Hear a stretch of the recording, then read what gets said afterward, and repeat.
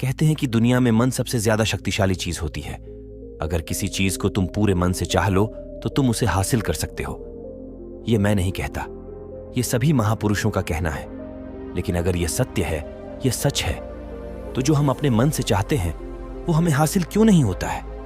भाई, कोई भी इंसान अपने मन में दुख तो नहीं चाहेगा, लेकिन वो रहता तो दुखी है। हर इंसान अपने मन से तो कामयाब होना चाहता है, खूब पैसा कामना चाहता है, लेकिन फिर भी वो कामयाब नहीं होता। भले ऐसा दुनिया में कौन इंसान होगा जो अपने मन में यह चाहेगा कि मैं नाकामयाब रहूं या मैं पैसा ना कमाऊं? सोचने की बात है तो इसमें दो चीज निकल के सामने आती है। या तो वो महापुरुष गलत है जिन्होंने ये बात बोली कि मन से हासिल हो जाती है, या फिर हम गलत हैं। आज की कहानी जो मैं आपको सुनने वाला हूं, उसमें आपको ऐसा मंत्र मिलेगा।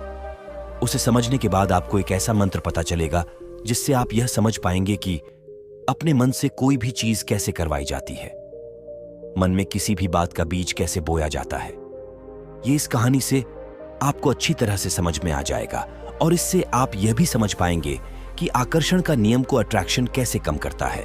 कहानी छोटी सी है लेकिन बहुत ही गहरी है। इससे पहले कि आप इस कहानी में खो जाएं, इस चैनल को सब्सक्राइब जरूर कर लें। तो चलिए कहानी शुरू करते हैं। एक बार की बात है, एक आदमी के जीवन में सिर्फ दुखी दुखद, वह जो भी कम करता उस बेचारे का काम पूरा ही नहीं होता। घर में आता तो घर में झगड़ा बना रहता, किसी से कोई मदद मांगता तो कोई उसकी मदद नहीं करता। ऐसा लगता था कि चारों ओर से दुखों का पहाड़ उसी पर टूट पड़ा है। उसे समझ नहीं आ रहा था कि मैं दुखों से मुक्त कैसे हूं। वो दिन रात यही सोचता रहता कि अपने दुखों से छुटकारा कैसे पाना है। इसी कारण से और रात में सो भी नहीं पाता था। उसकी आंखों के नीचे बड़े बड़े काले घेरे बन गए थे, जिस बात का प्रतीत होता कि वो आदमी कितना दुखी है और कितना चिंतित है। कभी कभी तो उसके मन में आत्महत्या करने की भी ख्याल आते थे, लेकिन अपने परिवार की चिंता करके वो ये कदम नहीं उठा पाता था। वो इतना दुखी हो गया कि उसने निर्णय किया कि वो इन दुखों से छुटकारा पाकर रहेगा। इसके लिए चाहे उसे कितनी भी मेहनत करनी पड़े, कुछ भी करना पड़े, चाहे अंगारों पर चलना पड़े, लेकिन इन दुखों से छुटकारा हासिल करके रहेगा। ऐसे ही एक दिन उसने अपने मित्र से पूछा कि मैं अपने जीवन को कैसे सुधारूं। उसके मित्र ने उसे बताया कि तुम किसी बाबा के पास जाओ। बाबा के पास ऐसा मंत्र होता है जिससे सारे दुख मिट जाते हैं, जीवन खुशियों से भर जाता है और धन संपदा भी हासिल हो जाती है। तुम किसी ऐसे बाबा को ढूंढ लो, बस तुम्हारा काम बन जाएगा। उसे आदमी के मन में यह बात पूरी तरह से पक्की बैठ गई कि कोई बाबा ही मेरा दुख दूर कर सकता है, और इसीलिए उसी दिन बाबा के बारे में पता चलता तो वह उस बाबा के पास पहुंच जाता।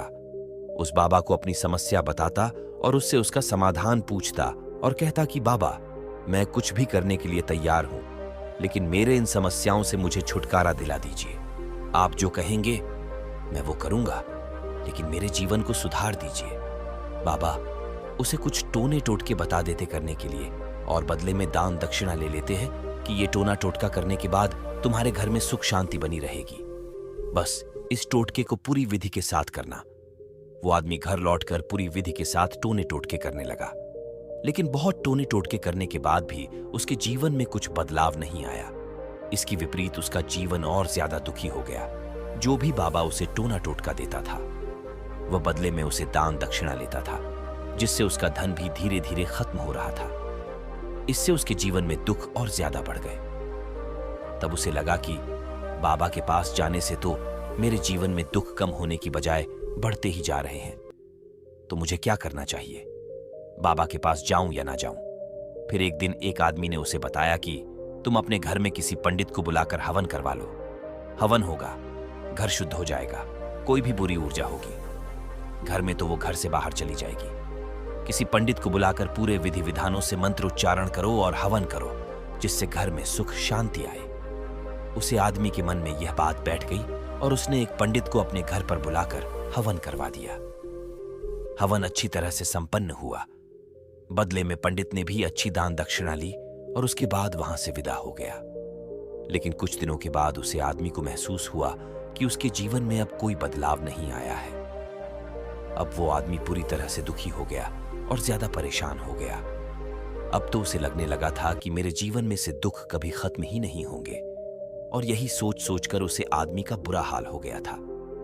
फिर एक दिन उसे अपने मित्र से ऐसे बाबा के बारे में पता चला जो समाधान बताने के लिए कोई दान दक्षिणा नहीं लेता था।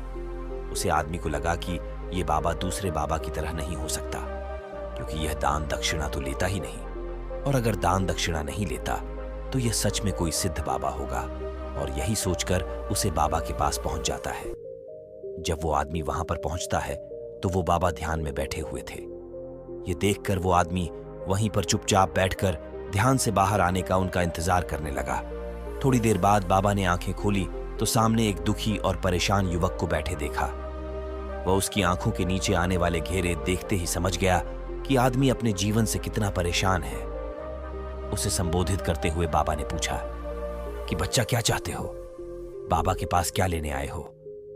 उसे आदमी ने कहा कि बाबा, मैं अपने जीवन से बहुत परेशान हूं। मैंने इन दुखों को दूर करने के लिए बहुत सारे रास्ते अपने हर वो तरकीब करके देखी जो किसी बाबा ने मुझे बताई।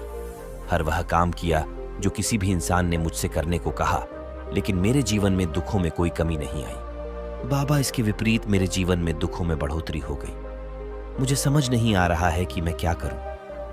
कभी कभी तो मैं आत्महत्या करने की सोचता हूं, लेकिन अपने परिवार की सोचकर मैं यह कदम नहीं उठा पाता।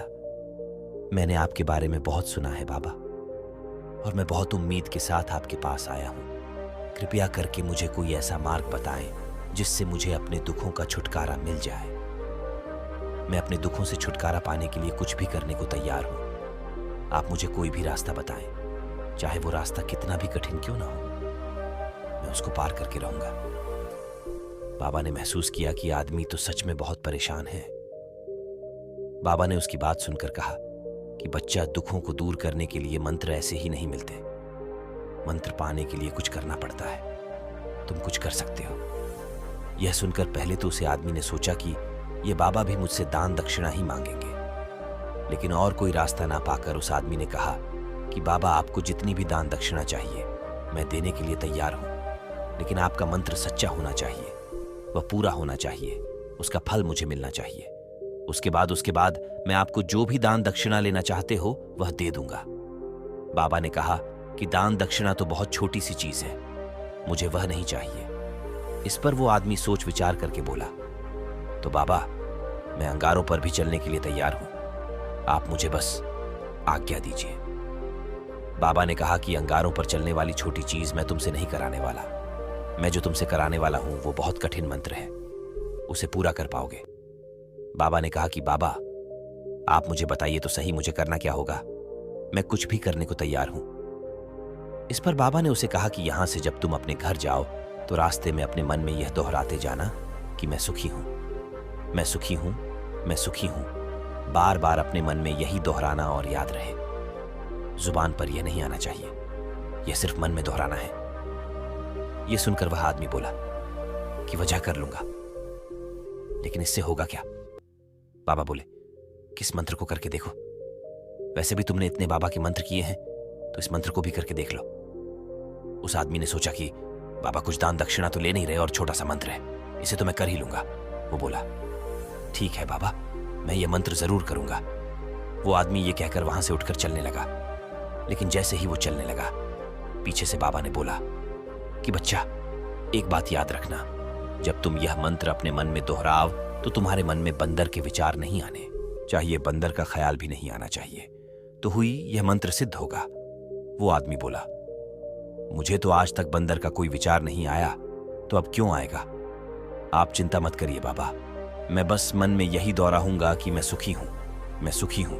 इसके अलावा बंदर का कोई विचार मेरे मन में नहीं आएगा। यह कहकर वह आदमी वहां से चल दिया। वो अपने मन में मैं सुखी हूं, मैं सुखी हूं, यह दोहराता हुआ थोड़ी दूर ही चला था कि उसके मन में अचानक बंदर का ख्याल आ गया। बंदर का ख्याल एक बार आया और चला भी गया, लेकिन उसे आदमी ने सोचा कि आज तक तो मुझे बंदर का कोई विचार नहीं आया, ये आज बंदर का विचार क्यों आ गया? और ऐसे करके उसने उसे बंदर के विचार को पकड़ लिया। वो ये भूल गया कि मुझे क्या मंत्र दोहराना है, और वो बंदर के बारे में सोचने लगा।